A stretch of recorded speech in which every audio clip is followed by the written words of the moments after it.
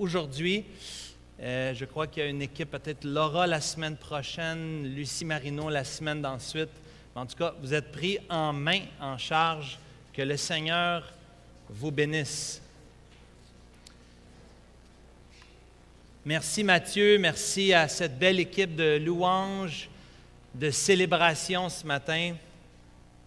Je vous invite de tourner dans vos Bibles, dans l'Évangile selon Luc. Nous allons considérer les premiers chapitres, les 2 premiers chapitres, en fait, ce matin. J'ai choisi de ne pas utiliser le PowerPoint, vous demandant d'utiliser votre Bible. Donc, si vous n'avez pas une Bible, il y en a en arrière, juste à côté de l'affiche qui se trouve juste derrière vous. Notre frère Riyad Habib est tout proche. Sinon, allez dans votre appareil ou peu importe, mais suivez-moi parce qu'on va faire un petit tour dans les 2 premiers chapitres de l'Évangile selon Luc. On va prier ensemble, s'il vous plaît. Courbons-nous. Oui, Seigneur, merci pour l'occasion que tu nous donnes de t'adorer. Merci pour ta personne, pour l'œuvre que tu as accomplie pour nous.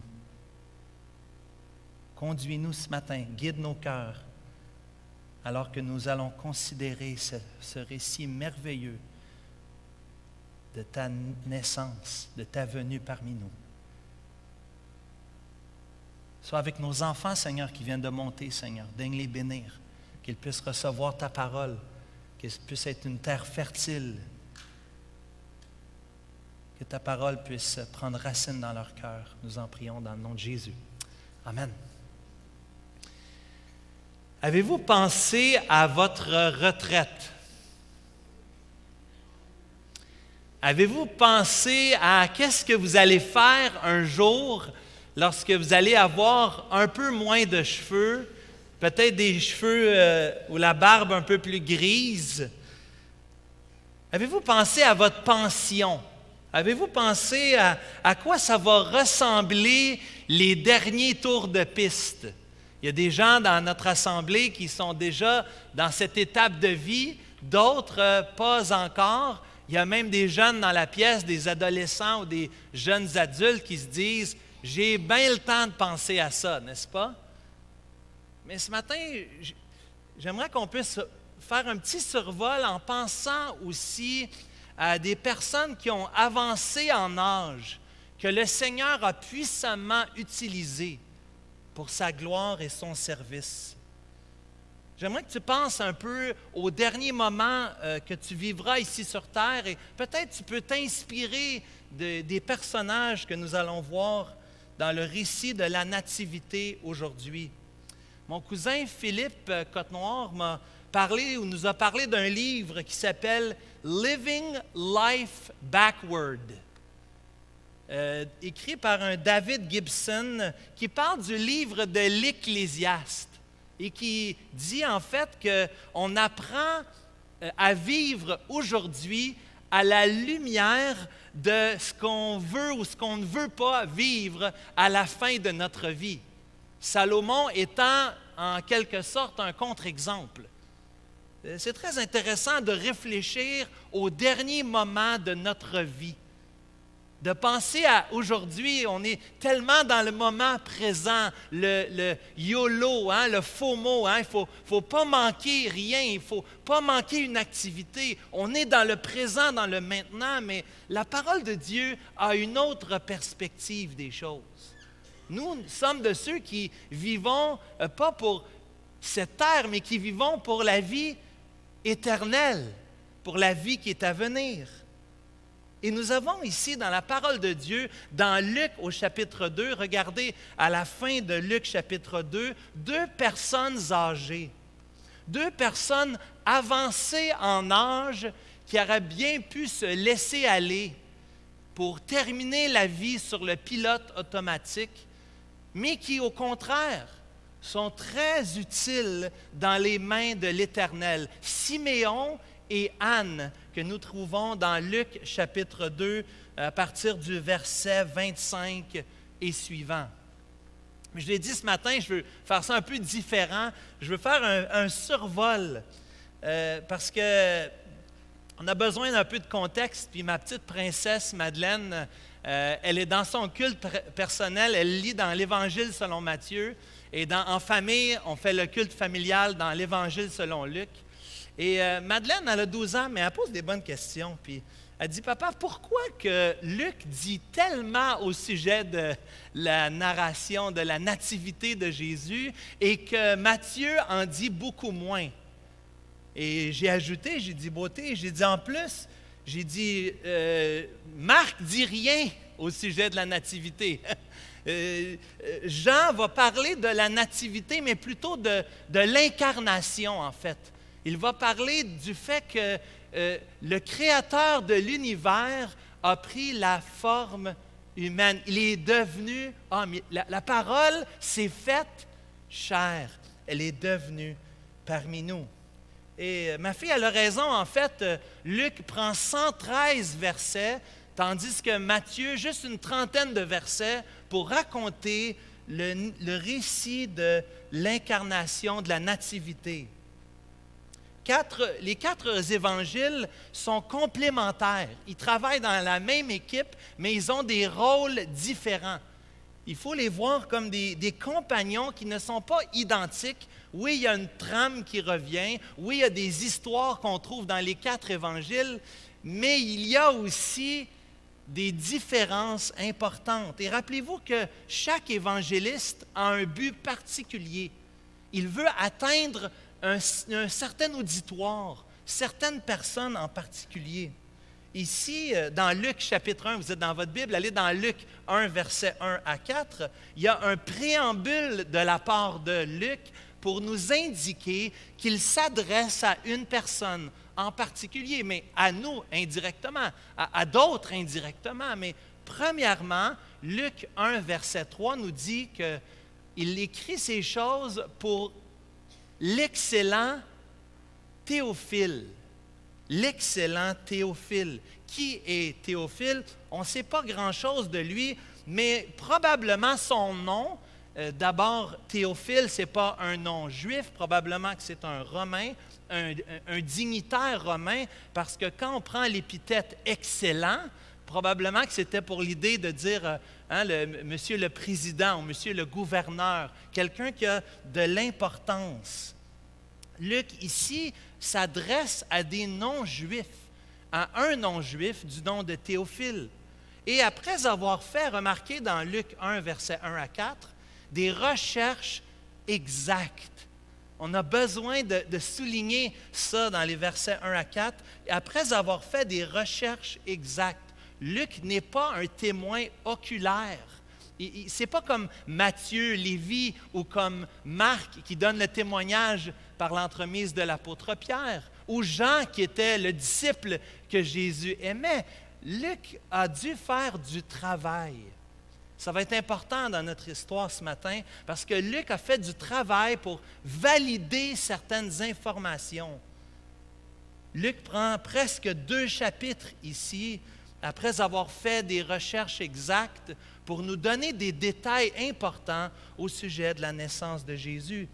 D'abord, il y a la naissance de Jean-Baptiste. Vous voyez, à partir du verset 5, déjà on s'adresse à Zacharie, le père de Jean-Baptiste.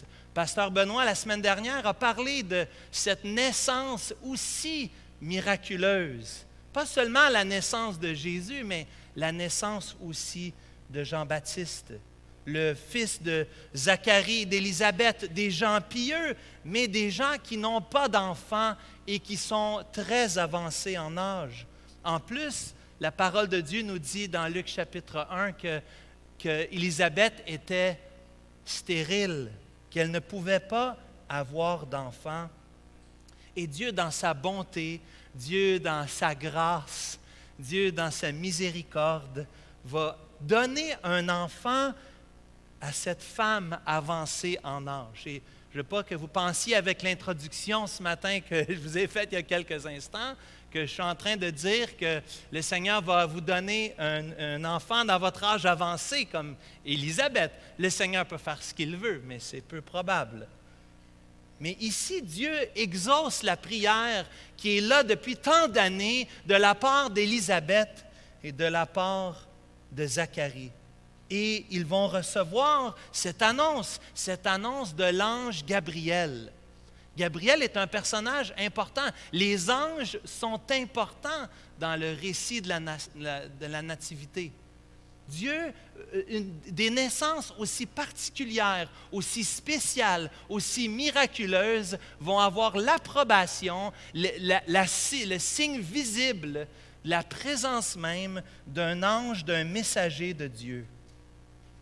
Les anges sont là et la prière de Zacharie, d'Élisabeth est exaucée. Voilà leur projet de retraite, avoir un enfant dans un âge avancé, l'élever pour qu'il soit lui aussi un martyr, pour qu'il se donne lui-même. Qui est Jean-Baptiste? Bien, c'est un parent, probablement un cousin de Jésus, n'est-ce pas? Le texte nous dit qu'il est le parent, que Marie et Élisabeth sont parentés. Il y a des liens familiaux ici. En plus, Jean-Baptiste avait un rôle particulier. Remarquez dans le texte, dans les versets 16 et 17. Voici Luc 1, versets 16 et 17. Jean-Baptiste avait un ministère, celui d'être rempli du Saint-Esprit avec la puissance d'Élie, celui de prêcher la repentance et de ramener les fils d'Israël au Seigneur, le cœur des pères vers leurs enfants et les rebelles vers la sagesse des justes. Jean-Baptiste a un ministère. À l'époque, on n'a pas les moyens de communication dont Matthieu a parlé tout à l'heure dans son récit. Il n'y a pas moyen de s'annoncer à l'avance en envoyant un message, en faisant une publicité, en faisant un coup de téléphone. À l'époque, pour annoncer sa venue, quand une personne importante venait se présenter, il fallait envoyer un messager. Quelqu'un pour dire « Oyez, oyez, le roi s'en vient, le gouverneur s'en vient. Prenez attention, préparez le chemin. » Et Jean-Baptiste reçoit ce ministère non seulement d'annoncer la venue du Messie, mais aussi de préparer les cœurs, n'est-ce pas? De parler au cœur d'Israël qui s'était éloigné, du peuple juif qui s'était éloigné de Dieu. Jean-Baptiste a un rôle prophétique d'annoncer la venue du Messie. Jean-Baptiste, le précurseur, disant « Voici le Messie, celui que tous attendaient, va bientôt arriver. » Déjà, une première naissance miraculeuse, parce qu'une femme âgée comme ça, stérile, c'est le Seigneur qui a permis la naissance de Jean-Baptiste. Mais il vient aussi une deuxième naissance miraculeuse, celle qu'on a chantée il y a quelques instants, la naissance du Seigneur Jésus. Le Seigneur Jésus qui, lui, vient d'une mère qui est beaucoup plus jeune. Si Élisabeth, c'est une femme âgée, Marie avait probablement 13, 14, 15 ans. Ils ne connaissent pas l'adolescence comme on a aujourd'hui. Pour eux, le début de la vie commence, hein? Déjà à 13, 14, 15 ans, cette jeune femme qui n'est pas mariée, toujours vierge, mais fiancée à Joseph. Remarquez au verset 31, s'il vous plaît. Luc 1, verset 31. Elle aussi, pour la deuxième fois, nous voyons qu'elle est visitée par l'ange Gabriel. Et l'ange Gabriel vient et dit, « Voici, tu deviendras enceinte, tu enfanteras un fils et tu lui donneras le nom de Jésus. Il sera grand et sera appelé Fils du Très-Haut. Et le Seigneur Dieu lui donnera le trône de David, son père. Il régnera sur la maison de Jacob éternellement, et son règne n'aura pas de fin. » Deux annonces. Peut-être que tu peux souligner ce matin deux annonces. La première étant l'annonce à Zacharie, la deuxième étant l'annonce à Marie ici dans l'Évangile selon Luc. Et c'est comme si Dieu commence à nous montrer des histoires en parallèle. Deux histoires en parallèle. Le Seigneur veut authentifier la naissance, la venue de son Fils, en mettant aussi une autre naissance miraculeuse à ses côtés. Marie, cette jeune femme vierge, devient enceinte par l'action du Saint-Esprit. Élisabeth, dans la parenté de Marie, cette femme âgée, va donner naissance dans sa vieillesse. Même le texte, on voit dans Luc chapitre 1, verset 37, elles vont se rencontrer, les deux femmes, les parentes, la parenté. Lorsque Marie rencontre Élisabeth, le bébé va même s'exciter dans le sein de sa mère, va être emballé. Elle sent l'enfant, n'est-ce pas, dans ce moment bien particulier. Et dans Luc, chapitre 1, verset 37, il y a un tout petit commentaire qu'il faut absolument souligner. Rien n'est impossible à Dieu. Rien n'est impossible à Dieu. Et Dieu fait ce qui ne fait pas de sens pour nous. Dieu fait des choses pas comme nous. Parce qu'il veut recevoir toute la gloire, tout l'honneur, toute la magnificence. Personne ne peut dire ici que ce n'est pas Dieu qui a intervenu, qui est intervenu lui-même dans la situation. Deux naissances extraordinaires. Et Luc veut que tu vois ça dans Luc 1, verset 37. Et ensuite, deux cantiques. Remarque dans Luc 1, verset 46, le premier cantique, c'est le cantique de Marie, mieux connu sous le Magnificat, où Marie exalte, va élever la personne de Dieu qui a jeté les yeux sur la bassesse, sur l'humilité de sa servante. Mais il y a aussi un autre cantique, le Bénédictus de Zacharie dans les versets 67 à 80. Zacharie, lui aussi, lorsqu'il reprend parole, lorsqu'il peut parler après avoir été châtié pour le temps de la grossesse parce qu'il n'avait pas cru, lorsqu'il retrouve la voix dans son cœur, il y a beaucoup de louanges qui éclatent et qui veut élever de façon prophétique, nous dit le texte. Mais tous les projecteurs reviennent sur le Seigneur Jésus dans Luc chapitre 2. Et Matthieu a bien fait de lire ça avec vous tantôt, Luc chapitre 2, pendant le service. Cet enfant naît dans une étable. Cet enfant avec des jeunes parents. Mais Dieu continue d'entourer cet enfant d'une manière unique et surnaturelle. Les événements surnaturels entourant la naissance de Jésus, j'ai parlé des anges il y a quelques instants, mais il y a d'autres choses qui se passent. L'ange va aller voir non seulement Zacharie et ensuite Marie, mais ici, l'ange va aller voir les bergers. Remarquez dans Luc chapitre 2, verset 8, les bergers qui trouvent Jésus dans cette portion de la narration. Ce Jésus qui avait été annoncé, un ange. Le texte ne nous dit pas lequel dans Luc 2, verset 1. On ne sait pas lequel des anges ici. Ce n'est pas spécifié comme au chapitre 1 avec Gabriel. Mais ici, un ange vient, il apparaît aux bergers qui gardent leurs troupeaux et il veut annoncer cette bonne nouvelle. Et en plus d'avoir cet ange qui va d'abord s'introduire, mais ensuite, les autres anges, la multitude d'anges vient entourer cet ange et les bergers et glorifier Dieu, magnifier Dieu pour sa grandeur, la grandeur de sa grâce. Dans le passage parallèle, dans l'Évangile selon Matthieu au chapitre 2, petite parenthèse dans Matthieu, il y a aussi un autre groupe qui est rencontré d'une façon spéciale. Il y a les bergers dans Luc, mais dans Matthieu, il y a les mages d'Orient, qui, eux, avaient vu l'étoile dans Matthieu chapitre 2, verset 1. Et nous voyons ici deux groupes encore, un dans Luc, un dans Matthieu. Deux groupes de personnes qui se rendent auprès de l'enfant. Les bergers, probablement des personnes plus simples. Peut-être qu'aujourd'hui, on dirait que ce seraient des travailleurs manuels, si on veut.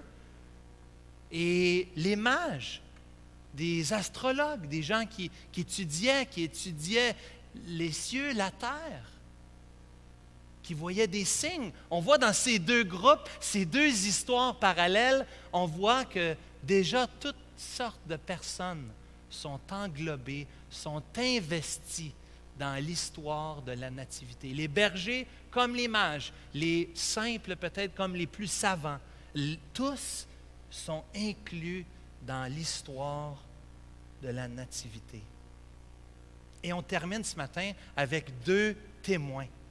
Deux témoins dans les versets 25 à 38. La parole de Dieu nous dit ceci dans Luc chapitre 2, versets 25 à 38. En fait, on va commencer au verset 21, si vous permettez. Le 8e jour auquel l'enfant devait être circoncis étant arrivé, on lui donna le nom de Jésus, le nom qu'avait indiqué l'ange avant qu'il fût conçu dans le sein de sa mère. Et quand les jours de leur purification furent accomplis selon la loi de Moïse, Joseph et Marie le portèrent à Jérusalem pour le présenter au Seigneur.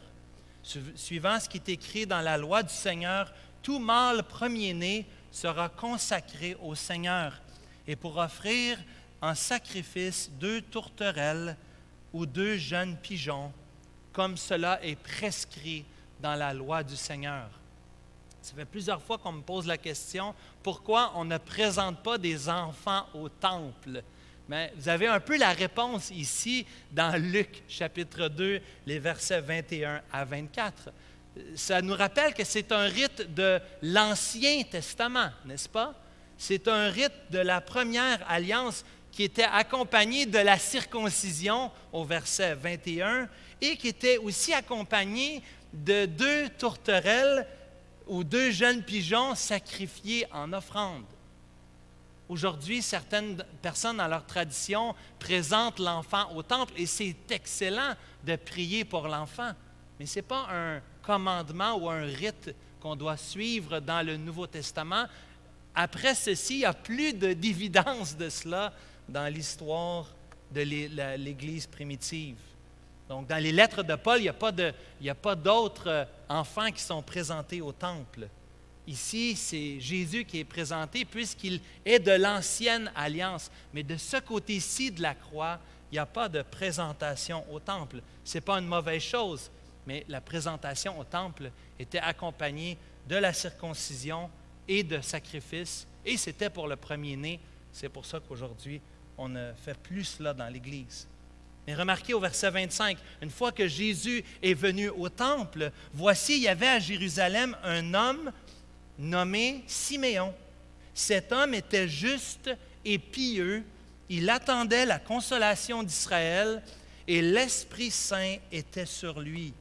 Il avait été divinement averti par le Saint-Esprit qu'il ne mourrait point avant d'avoir vu le Christ du Seigneur.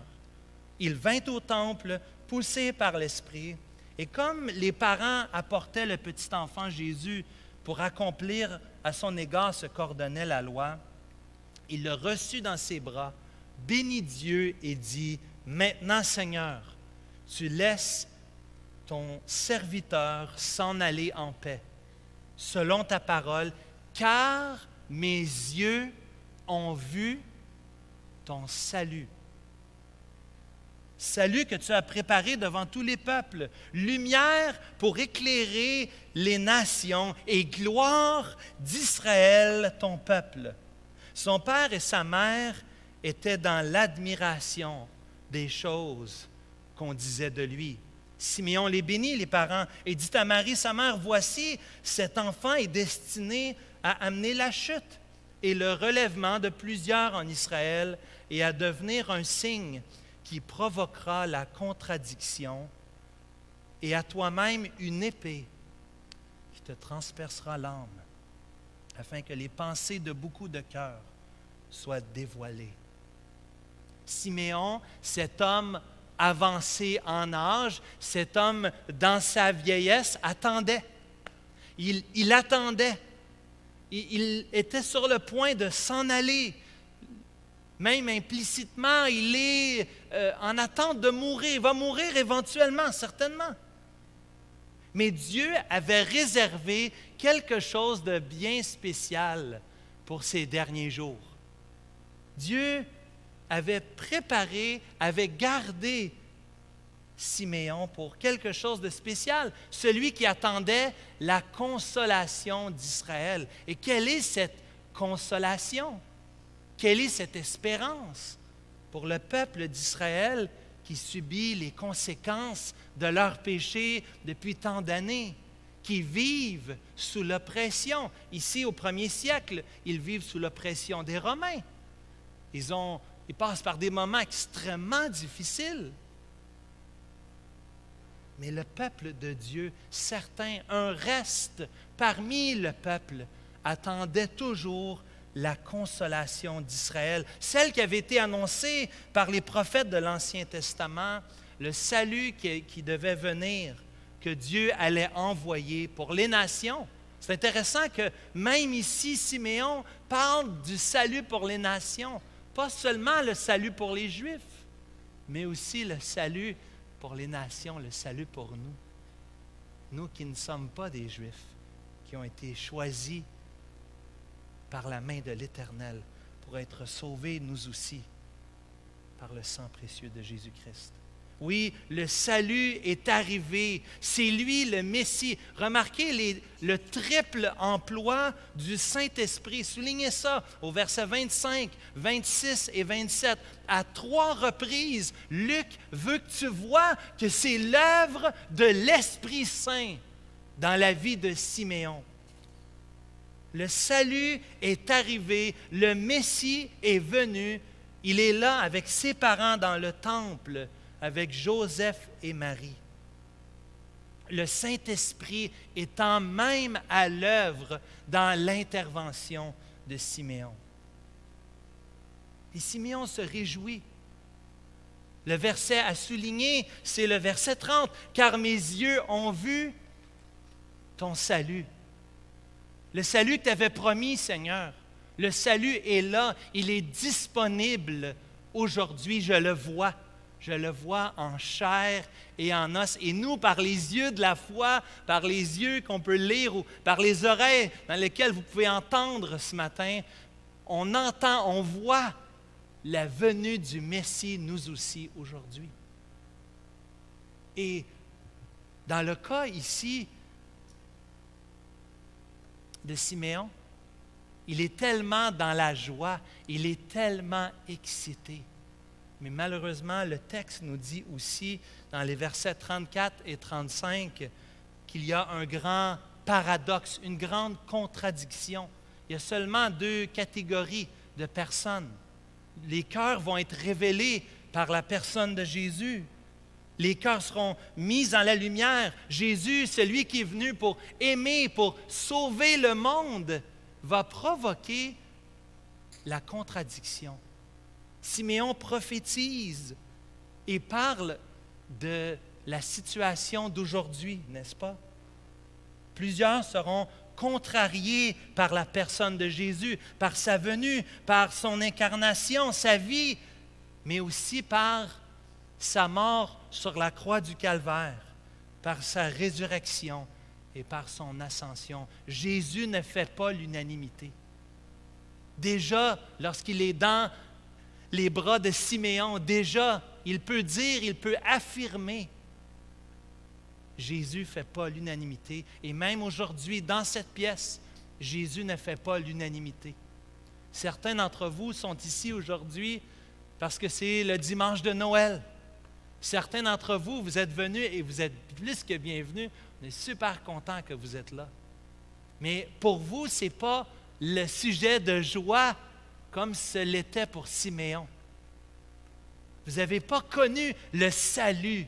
Vous n'avez pas connu ce Jésus qui était venu, le Messie qui avait été annoncé, qui est venu en chair et en os pour venir nous sauver, nous libérer de nos péchés. Peut-être même d'être une personne âgée aujourd'hui.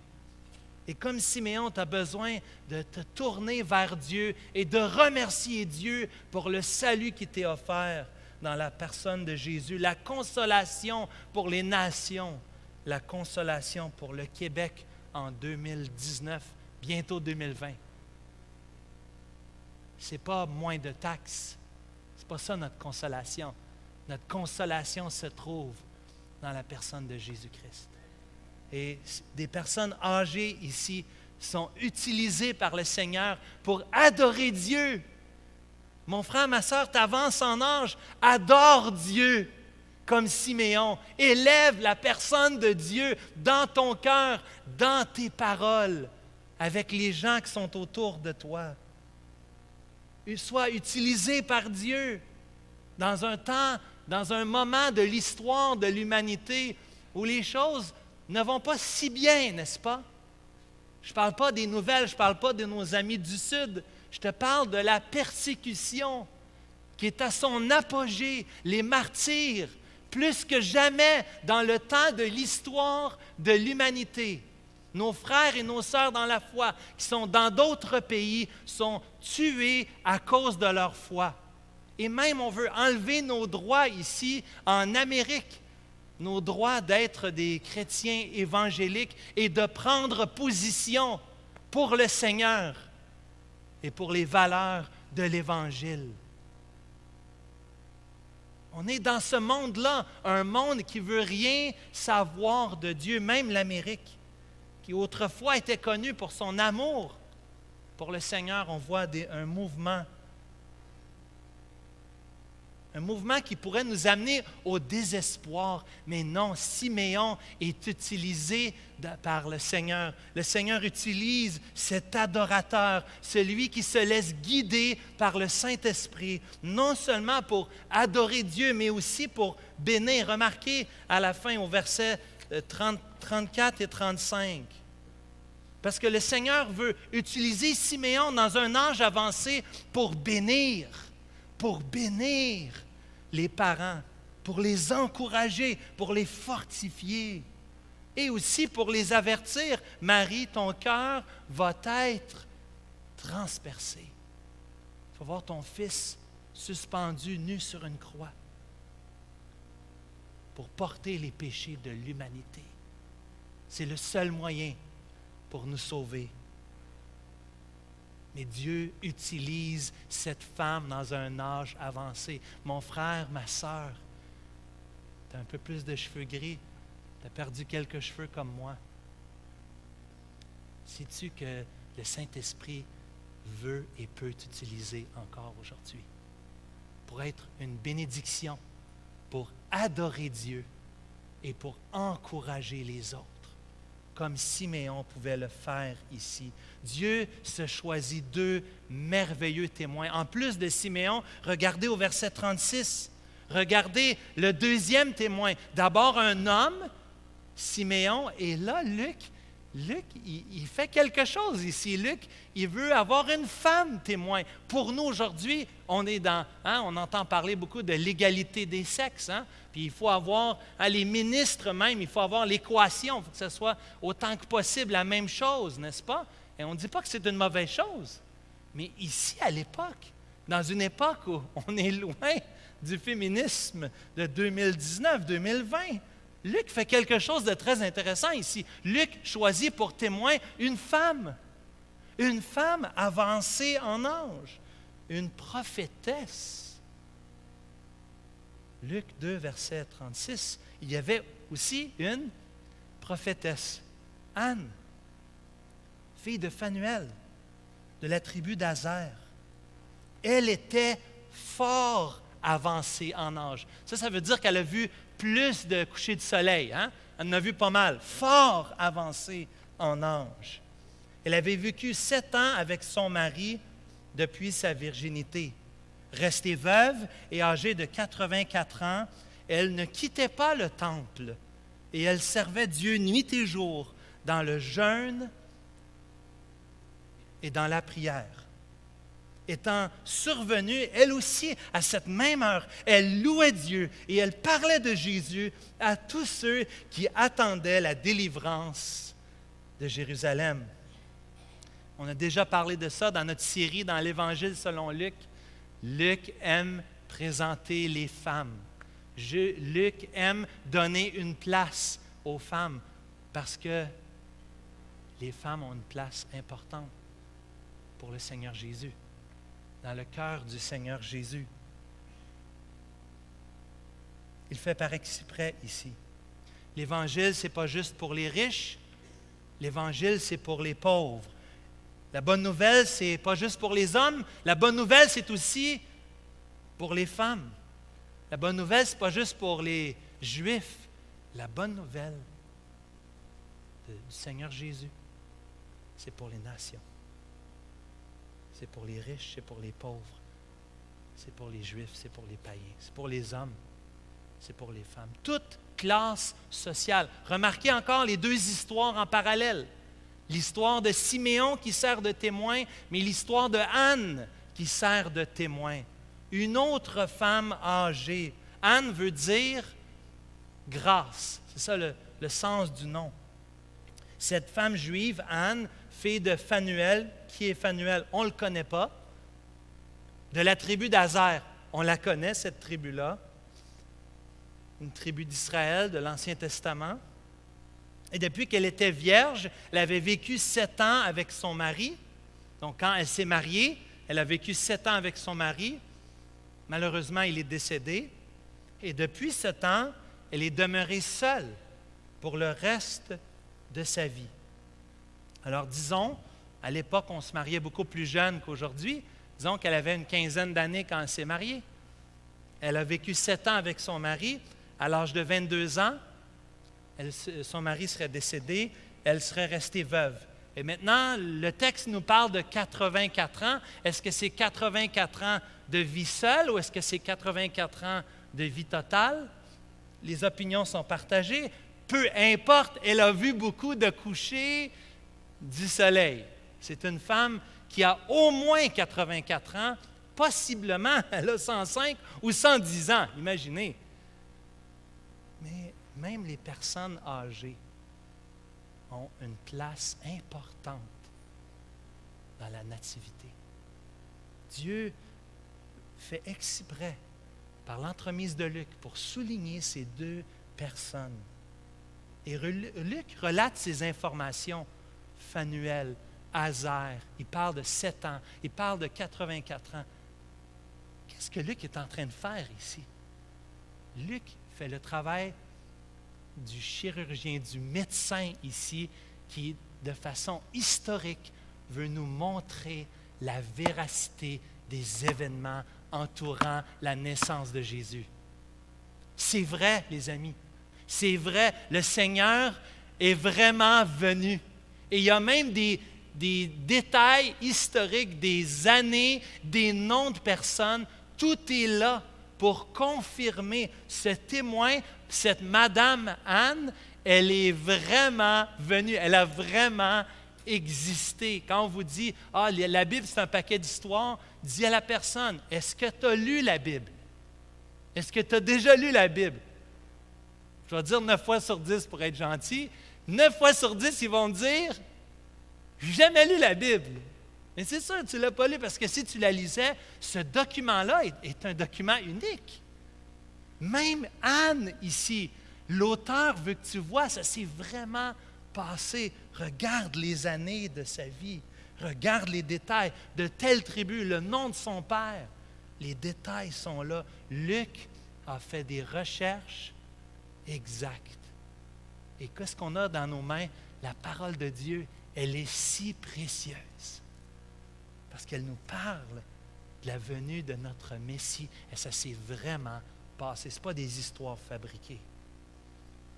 Luc met en parallèle 2 témoins, Siméon, mais aussi il met Anne de l'autre côté, parce que dans l'Ancien Testament, il nous disait qu'il fallait avoir 2 témoins. Hein? Il fallait recevoir une accusation seulement s'il y avait 2 témoins. On ne peut pas juste accuser quelqu'un facilement, allègrement. Non, non, ça prend des témoins. Ça prend des témoins crédibles. Ça vient de la loi de l'Ancien Testament. C'est la même chose pour les Juifs. C'est la même chose pour les Grecs. C'est la même chose aujourd'hui. Si moi je fais une accusation, il faut que je puisse corroborer ça. Luc veut que tu vois 2 histoires, 2 témoins, Siméon, mais aussi Anne. Et remarquez, Anne, sa piété. Remarquez dans les versets 36 et 37 sa piété.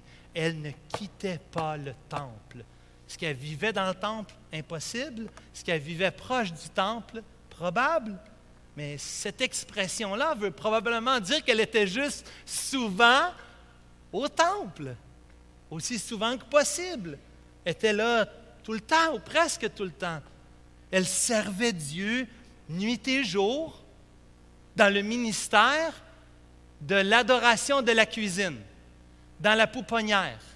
Est-ce que c'est ça qu'elle faisait? Quel était son ministère? Quel était son service? Qu'est-ce qu'elle faisait aux 84 ans ou 100 quelques années? Je ne suis pas sûr qu'elle pouvait aider vraiment. Elle n'avait peut-être pas la force physique pour laver, puis frotter, puis prendre soin des petits-enfants. Quel est son ministère? Le ministère de jeûne et de prière. Elle est devant la face du Seigneur. Elle adore Dieu. Elle le loue et elle continue de prier. Mon frère, ma sœur, tu avances en âge. Il y a tout un modèle ici pour toi. Ce n'est pas parce que tu as 60 ou 70 ou 80 ou même 90, je ne veux pas pointer, là, mais il y a des gens ici qui ont eu 90 ans cette année. Ma sœur bien-aimée, Mme Phillips, peux-tu t'imaginer? On peut être encore très utile lorsqu'on avance en âge. Dieu aurait pu choisir n'importe quel témoin. Il aurait pu mettre son esprit sur n'importe quelle personne.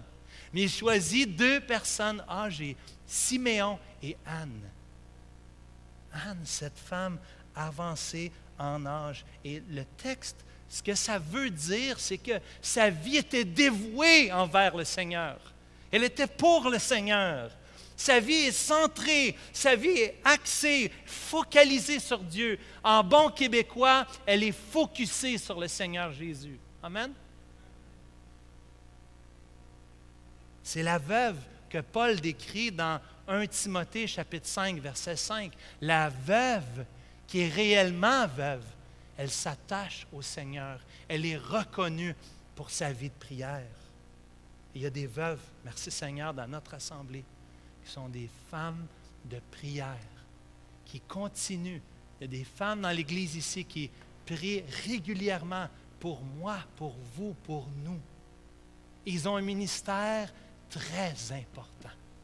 C'est ces femmes-là que le Seigneur s'est choisi ici pour entourer la naissance, la venue du Seigneur Jésus. C'est incroyable.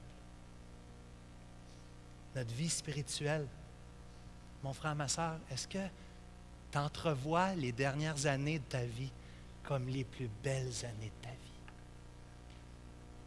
Quand tu penses à ton futur, je ne parle pas de ton compte en banque ni de tes REER. Je parle quand tu penses à la fin de ta vie. Est-ce que tu vas être comme les proverbes disent, âgé, rassasié de la bonté, de la grâce de Dieu dans ta vie? Est-ce que tu peux un jour penser, en retournant vers l'arrière, dire, oui, j'ai eu des épreuves, oui, j'ai eu des manquements, j'ai péché, je me suis éloigné, mais j'ai fini plus fort que quand j'ai commencé.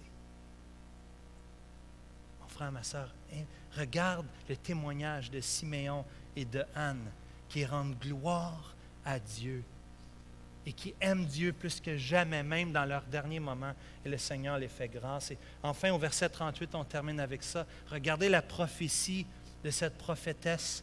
On n'a pas les détails. Qu'est-ce qu'elle a dit? J'aurais tellement aimé voir qu'est-ce qu'elle a dit, mais le texte nous dit qu'elle loue le Seigneur, qu'elle adore Dieu.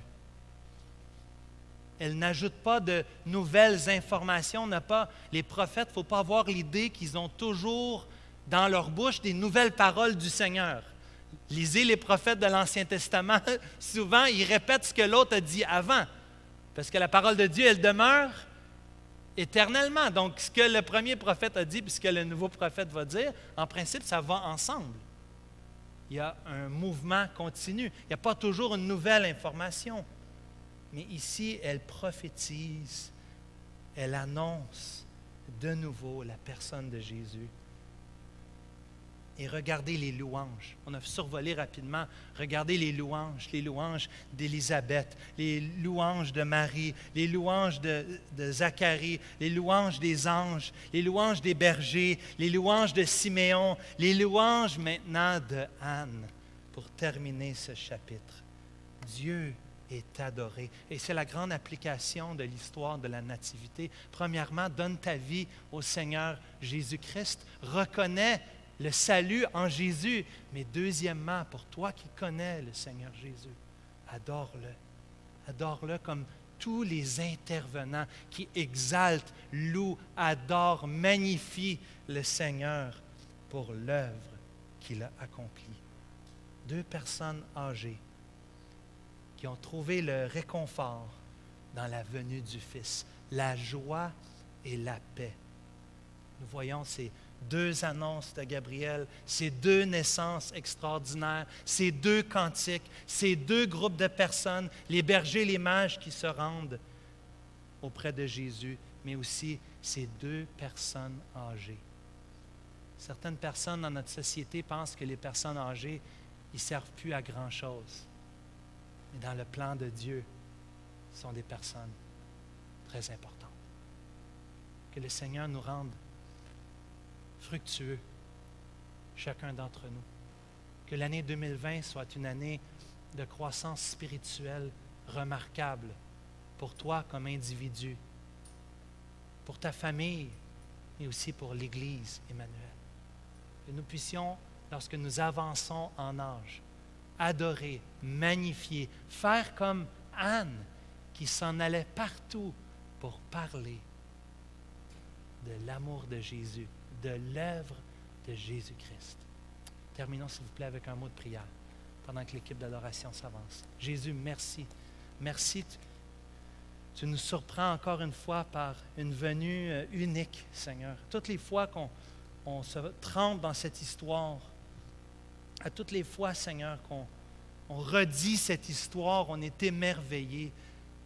Tes plans nous dépassent, Seigneur. Tu es digne de recevoir la louange et l'adoration, la célébration dans nos cœurs. Seigneur, nous te prions ce matin que nous puissions chanter d'un cœur joyeux, que nous puissions élever dans nos cœurs ta personne, comme Siméon et Anne pouvaient le faire, Seigneur. Fais de nous des hommes et des femmes de prière, des hommes et des femmes qui jeûnent, qui attendent ton retour, Seigneur. Tu as dit que tu reviendrais nous chercher. Maranatha, Seigneur Jésus, reviens bientôt. Utilise-nous, chacun d'entre nous, Seigneur, pour nous aussi être des témoins dès aujourd'hui, mais aussi dans notre vieillesse, Seigneur. Je te remercie pour les personnes âgées de l'Assemblée, Seigneur. Merci pour ces modèles, ces hommes et ces femmes qui t'aiment. Rassasie-les, Seigneur. Bénis-les. Nous t'en prions dans le nom de Jésus et pour sa gloire. Amen.